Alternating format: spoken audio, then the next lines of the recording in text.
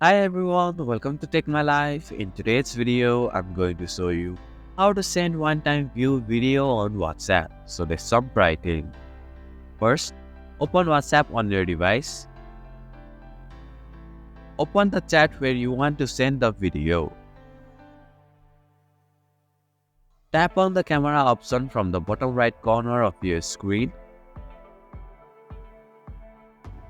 Tap on the gallery option. Select the video that you want to send.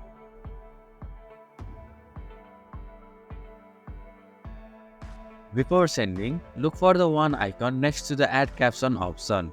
Tap on this icon to activate the view once feature. This settings ensures that the video can be only viewed one time by the one who receives.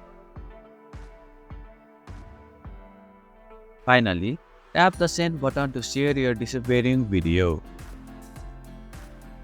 The recipient will now be able to view your media only once before it disappears. And this is how you can send one-time view video on WhatsApp. Thank you for watching Take My Life. Hope this video was helpful. If it was, then hit the like button and comment down if you have any questions or feedback. Also, if you are new to our channel, please subscribe and hit the bell icon so that you won't miss our upcoming videos.